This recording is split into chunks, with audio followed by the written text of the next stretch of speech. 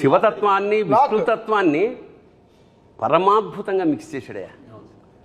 ఇప్పుడు శివుడి ముందు నంది ఉంటాడు, లాంగ్ షాట్లో హనుమంతుడు ఉంటాడు. ఎందుకు ఉంటాడు? ఉంటాడేమో, ఉంది గుళ్ళు కదా, అన్ని పంచారామ అన్నీ ఉండొచ్చు.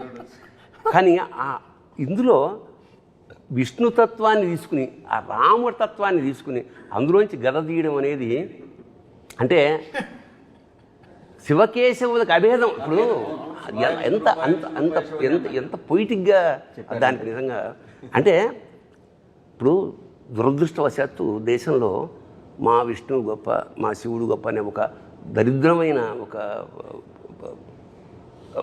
భావన ఉన్నది. మద్భక్త శంకరద్వేషి నా విష్ణు పురాణంలో చెప్తున్నాడు విష్ణువు, మద్భక్త శంకరద్వేషి, మద్వేషి శంకరప్రియ.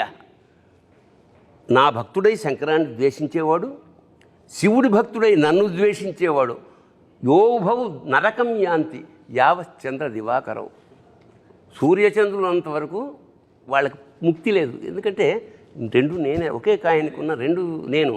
ఈ రెండుని విడదీసి సపరేట్గా చెప్పకుండా చాలా ఆ సోలం ప్లేస్కి ఎప్పుడైతే గద వచ్చిందో తెలియకుండానే విష్ణుతత్వం ఎంటర్ అయిపోయింది. అదొక అద్భుతమైన transformation as a creative director. మంచి అన్వయం కూడా